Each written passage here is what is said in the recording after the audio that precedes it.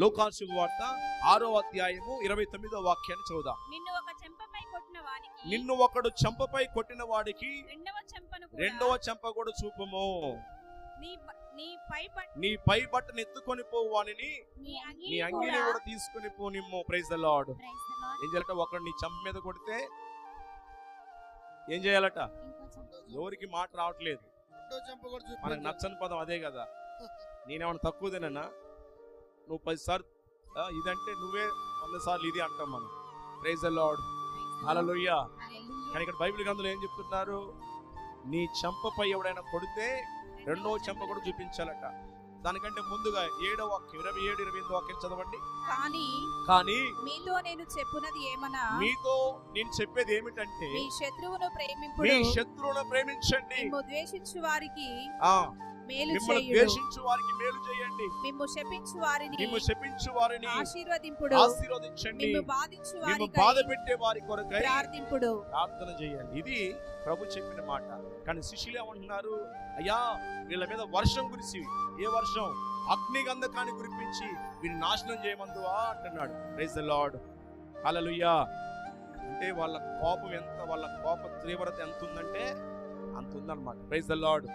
హల్లెలూయా.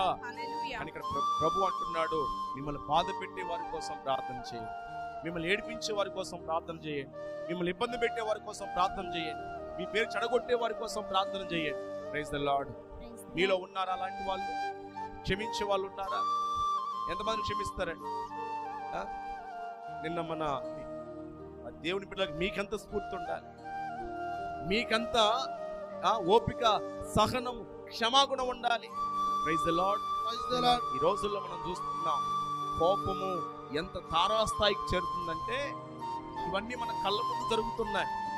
ఇవన్నీ మన ప్రపంచంలో, మన కాలంలో జరుగుతున్నాయి. మరి యేసు ప్రభు వారు అదే అంటున్నాడు, ఇదిగో మిమ్మల్ని బాధ పెట్టే వారి కోసం ప్రార్థన చేయండి, ఇదిగో మిమ్మల్ని ఏడిపించే వారి కోసం ప్రార్థన చేయండి, వారిని క్షమించండి అంటున్నాడు ప్రభు. చాలాసార్లు ఎంతకాలం క్షమించాలి స్వామి? Praise the lord. లెక్కకు మించినన్ని సార్లు క్షమించాలి. Praise the lord. Hallelujah. Hallelujah.